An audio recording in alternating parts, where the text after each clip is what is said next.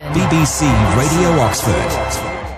Let's talk more. I promised to talk about Steppin Stone in Cowley. It's a special centre which helps people who are homeless or experiencing difficulty finding accommodation.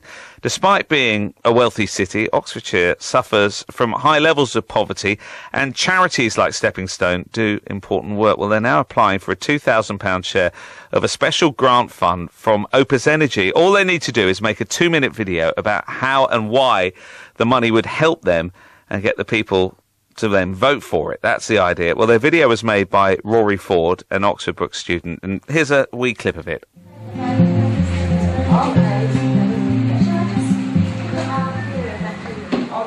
Jed, how long have you been coming to Steppin Stone? Roughly about 10 years. 10 years, yes. quite a long time. Yes. And it's a broad question, but what do you get out of it?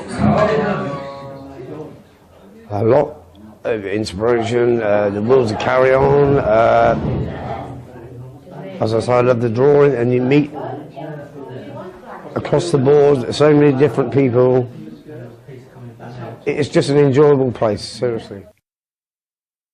I was homeless once, and so I was my housing company I just moved into. They asked me to go and visit Steppin Stones, and of course I visited it. Became a member straight away, and the kind of things I do, what they let me do, I do the vegetables, I like doing the allotment, I do bibs and bobs around the place. I'm always running. I'm just like Nigel, running around like a little rabbit. And because I suffer with anxiety, and I had a very bad back injury years ago, and well, as I say, for me, for doing things, the little jobs I do in it, it helps my anxiety. Right, so that it helps you in that way. Have you got friends there?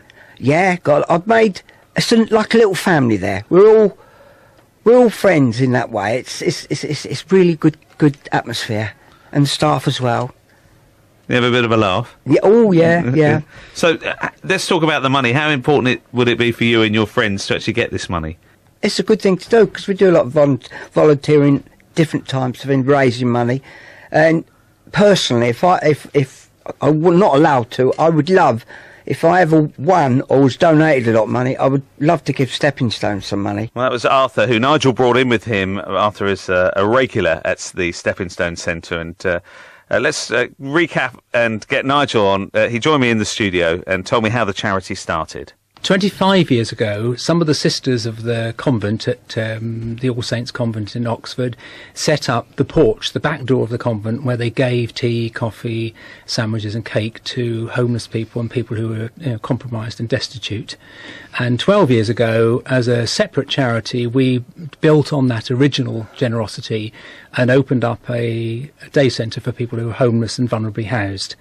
And so Steppin Stone, the Porch, is there to help people who, for want of no other reason than their own, people who've got mental health problems, got addiction problems, who've been in custody, or people whose just their relationships have fallen apart, find themselves homeless, find themselves lonely, want somewhere to go in the day. They come to us, we can provide them with comfort, but we also can challenge them in terms of helping them with housing, employment, education and their health needs. And so Steppin Stone, the Porch, exists on a 6-day-a-week basis to help people move forward in their lives. How much is it needed? In a city like Oxford, it's quite remarkable. In a city that's obviously on the surface of it a very, very, very, very rich city, there's a massive network of homelessness services in the city, right down to O'Hanlon House, the night shelter, to services like ourselves that provide support for, I would guess, probably a floating population of 200 or 300 people in the city who need support. And talk me through the funding. How do you get money from it? The City Council in Oxford, very generous. They provide about a quarter of our core funding. We get funding from individuals, literally single people, individual people who every month put money in an envelope and post it to us. Corporate giving, organisations that make donations to us. We bid to various charities for money. We actually do some fundraising ourselves, tabletop sales, a few small events to raise a little bit of money. And essentially it's the generosity of the public that actually keep us there. Yeah, well, I was going to talk about that. What's the general attitude towards homelessness? I think quite interesting. I think most of us, if we walked down the street and saw somebody sitting at the street begging, or somebody sitting in the street with a dog, or somebody who clearly looked compromised, we probably would actually turn the other way. We turn the other way much more quickly if they ask if we'd like to buy a copy of The Big Issue from them, and they become almost disappear into the society. Part of the street furniture, almost. And people would say, "Oh, yeah, no, there's often somebody sat at the corner of so-and-so road." If you ask them to describe the person, they wouldn't have a clue what they look like. They wouldn't realise it's a person. It could be somebody's brother, somebody's father. You know, every person that we work with has got contacts in the world. Some of those contacts have fallen apart and they find themselves seriously compromised, often very lonely, very alone, very much on their own. And we can provide them with that fellowship, that friendship, but also a bit of a nudge forward in their lives. And what pulled you into working with that charity? I started working 12 years ago as a volunteer. I was working at one stage in Oxford for the Health Authority. I'd worked as a management consultant. And you get a real sense of these people matter, these people are important. And if you're going to do anything worthwhile in your life, you do it with real people in a real situation. I could give money to charity, but it goes into a hole. I don't know what happens to it.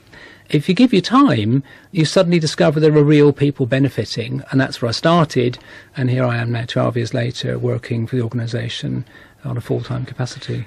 It's Nigel Northcote and Arthur before him from Steppin Stone Centre in Cowley, which helps homeless people who and other people who are actually vulnerable and need to get housed and also get back on their feet. Well, if you would like to vote, they'd love you to vote to help them get that much needed money. All you need to do is go to the website opusenergygift.com/about and vote away.